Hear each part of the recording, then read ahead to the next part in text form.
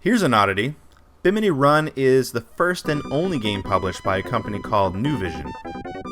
It's a bit ambitious for its time, a free-roaming shooter that takes place solely on water. Kenji, come in! According to the manual, you are Kenji Ohara, a self-made adventurer who likes fast boats, fast cars, and fast women.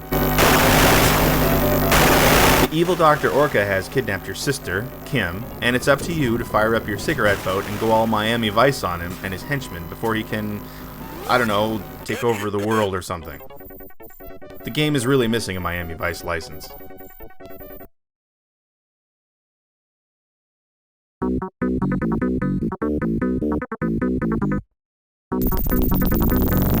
Kenji, come in! Along for the ride is Kenji's pal Luca, who takes the role of gunner.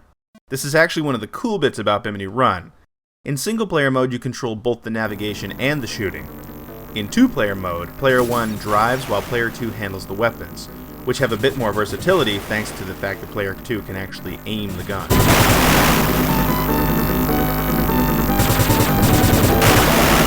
Bimini Run consists of 6 levels, and 2 different mission objectives: chasing other boats or destroying a certain number of land-based radio towers.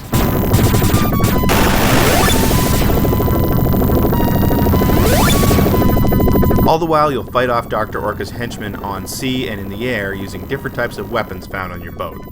Get hit, run aground, or collide with another ship, and it's game over.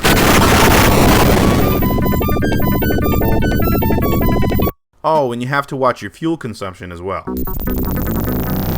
Like I said, Bimini Run is certainly ambitious, and on a technical level I'm kind of impressed with what developer Microsmiths has done here. The map is pretty large, and it's really cool that the world has very specific land masses which you can navigate around. Sure, the sprite-based graphics don't always make things easy, but still, this is pretty cool. Microsmiths was founded by a couple of ex-Activision folks, Charlie Heath and Rex Bradford. The company started in 1986 doing Apple II ports of the games Hero and Pitfall 2, and stuck around until 1994. It had previous Sega console experience too, porting Sierra Online's King's Quest to the Master System in 1989.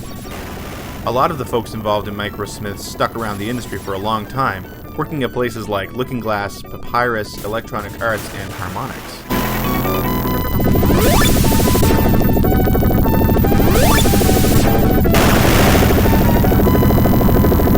Information on Nuvision Entertainment is a bit more difficult to come by.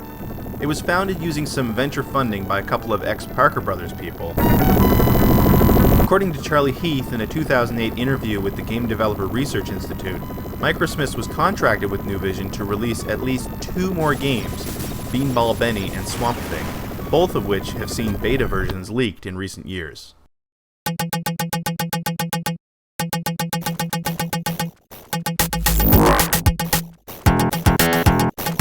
Heath said that in order to publish Bimini Run, Nuvision had a bridge loan, which came due right around the time new credit was required to get the other 2 games from alpha into full production.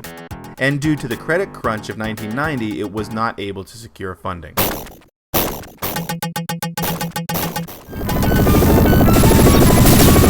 Nuvision also apparently had a deal in place to produce a game based on the Guardian Angels, the long-running group of unarmed citizen crime patrollers in New York City. Heath stated in the interview that he thought this may have simply been a planned reskin of Beanball Benny. Kenji, come in! Despite its ambition, Bimini Run ended up being entirely underwhelming.